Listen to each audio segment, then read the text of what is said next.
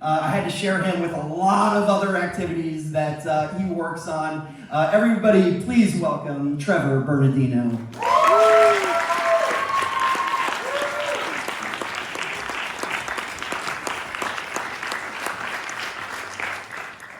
Ladies and gentlemen, esteemed guests, and most importantly, fellow seekers of learning. I am your host, Trevor Bernardino, and tonight I am welcoming you to our 8th annual TEDx York School event. I know what you're probably thinking. Did I use ChatGPT to write this introduction? Well, I can tell you with confidence, I did not use ChatGPT for this introduction. I used Mr. Brookhauser to write this introduction. And he used ChatGPT. As it turns out, we actually did try and use ChatGPT to write this introduction, but it didn't turn out too well.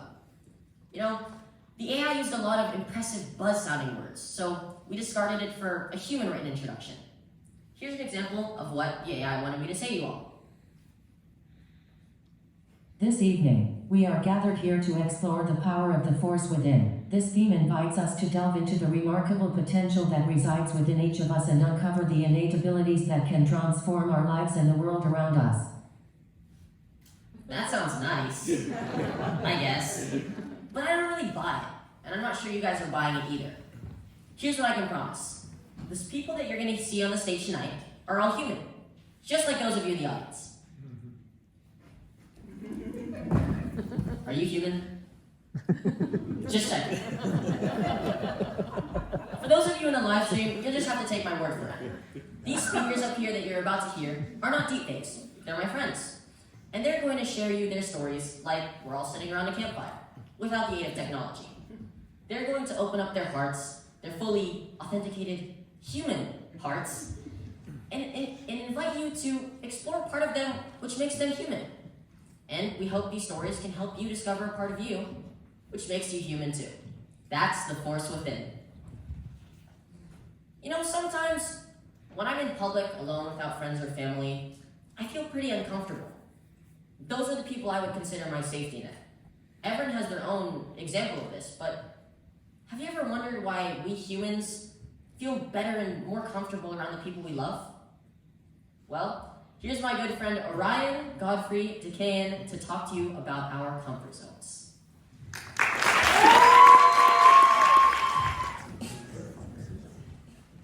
Everyone has a story about closing one door to opening another. For me, that was karate.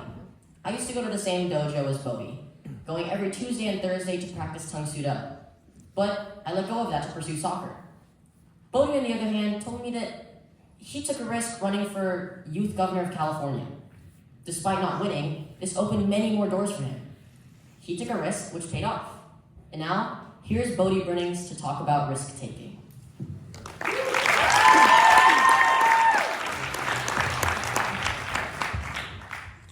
When Rose told me that she was writing her speech on how the more choices you have, the harder it is to pick what you want, I thought she was literally going to talk about the Cheesecake Factory menu. You all know it, the 20-plus page menu with over 250 options. The first time I went there, I literally thought they were handing me the Oxford Dictionary. But after hearing her speech, I now realize that everything in life is like the Cheesecake Factory menu. So now, here's Rose Finn to talk about the paradox of choice.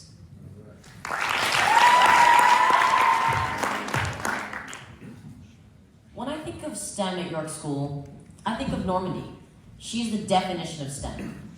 Technician, robotics, mathematician, and science enthusiast all come to mind. But not only is she a woman in STEM, she's so many other things too. She's a tenor at York Choir. She's part of the knitting club. She is a future rocket scientist. And most recently, she's a pun meister. But not once have I thought it was wrong for her to be all these many things. And yet, some people in her past think differently. So now, here is Normandy Filsick to tell you about her struggles with her identity in all these many areas. Music is a wonderful thing.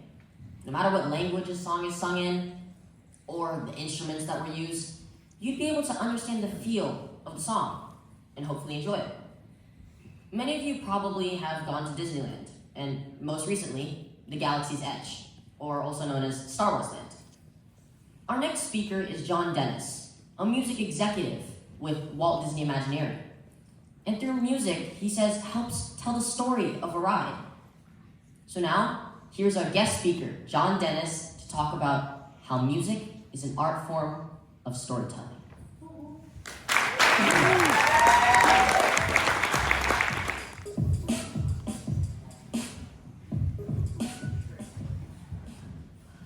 My first memory of Brianna was in my freshman year, when she gave her sophomore speech. She talked about one of her favorite memories, her swing in her backyard. Although it's been over a year ago, sometimes it feels like yesterday when I heard it. So here's Brianna Bailey to talk about her memories and the peculiarity of time.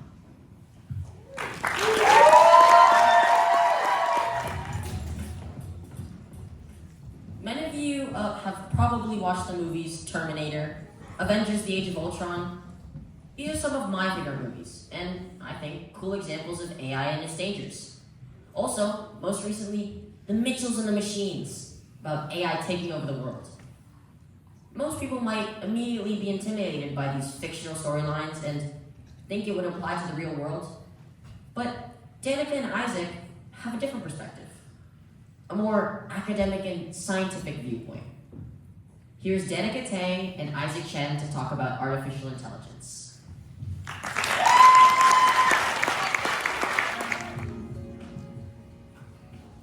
Many of you may know Maria from the many musical productions that she's been in, both Western Stage and York School. I know her from one too, a whole year ago in Frozen Jr. Since then, I've gotten to know what's gone in her head, and she's not one to give in to others' opinions, or let them bother her.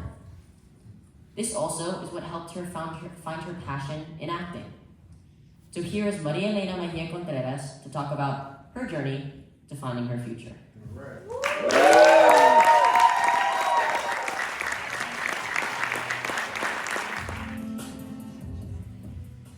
I hope you all enjoyed all the wonderful stories and all the stories of the speakers today.